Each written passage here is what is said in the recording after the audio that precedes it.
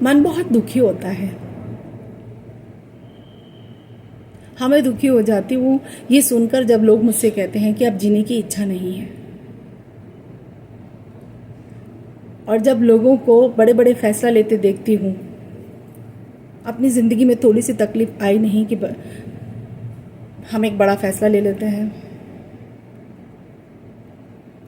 आज के जीवन में कोई समझना ही नहीं चाह रहा है कि इतनी जद्दोजहद के बाद में दोबारा से ये एक मनुष्य का जीवन मिला है, ये ह्यूमन लाइफ मिली है।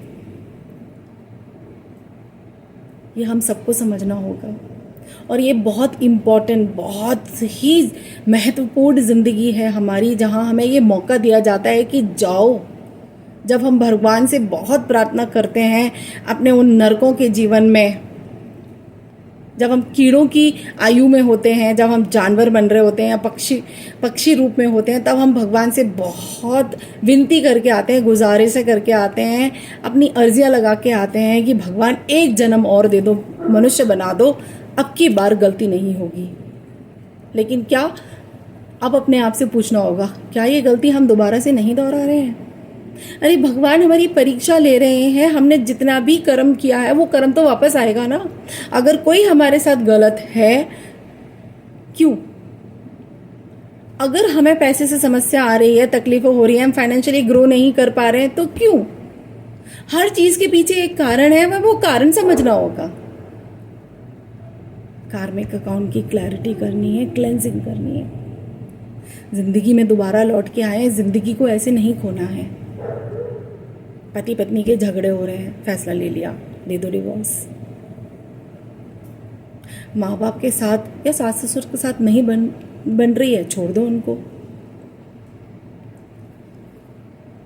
मौके दिए जा रहे हैं, और हमारे यहाँ मतलब जैन धर्म में तो बताया भी गया है, अगर मौका मिलता है तो फॉरगिवनेस, क्षमा, ये क्षमा पर्व जो हमारा सिर्फ कहने मात्र को क्षमा पर्व रह गया है, उस क्षमा पर्व के महत्व को हम जान ही नहीं रहे हैं। Forgiveness, seeking forgiveness and forgiving somebody, दोनों ही करने हैं।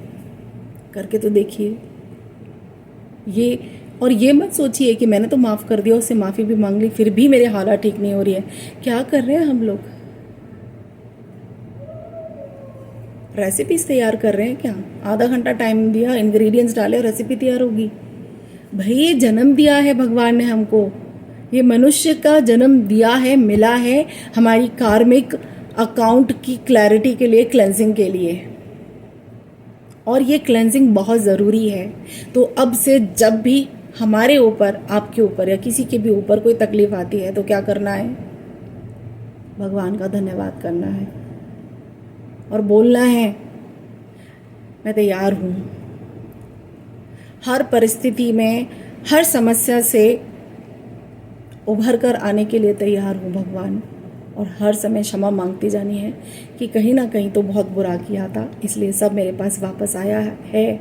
ये किसी और के कर्मों का फल नहीं है, ये मेरे ही कर्मों का फल है जो मैंने उपार्जित किया है, और ये मुझे ही भुगतना है, और मैं इसे भुगत के ही वापस जाने वाला हूँ। तैयार रहिए, ट्रस्ट मी। जब इस तरीके से आप अपने आप को तैयार कर लेते हैं, आप सक्षम हो जाते हैं, और जैसे जैसे हर समस्या आप जितनी भी बड़ी समस्या आपके सामने खड़ी है, आप उससे भी बड़े पहाड़ हैं, आप हर पहाड़ को लांघ सकते हैं। मनुष्य में इतनी ताकत होती है। अगर एक अंधी लड़की एवरेस्ट पर चढ़ सकती है, झंडा लहरा सकती है, तो हम क्या नहीं कर सकते? दो आँखों वाले स्वस्थ हैं हम हर तरीके से। क्या भगवान का धन्यवाद किया पूरी तरीके से स्वस्थ होने के लिए? छोटी सी तकलीफ आई नहीं, चिल्लाना शुरू कर देते हैं भगवान के पास जा करके। नहीं करना है आपसे। मौका दिया है, ह्यूमन लाइफ है, अपने कर्मों की निवृत्ति होने दें, निर्जरा होने दें, शांत हो जाएं। जितना ज़्यादा हम चीखेंगे, चिल्लाएंगे, हमारे नए कर्म बंधेंगे, और फिर हमें सज़ा भुगतनी पड़ेगी। तो जो पुराना क्लियर करना है वो तो होगा, मान लिया, लेकिन वो जो नया बनता जाएगा वो भी तो खड़ा हो रहा है ना, उसकी भी तो तकलीफ़ें आप ही को झेलनी है। चलिए, मुझे उम्मीद है आपने समझा होगा। धन्यवाद।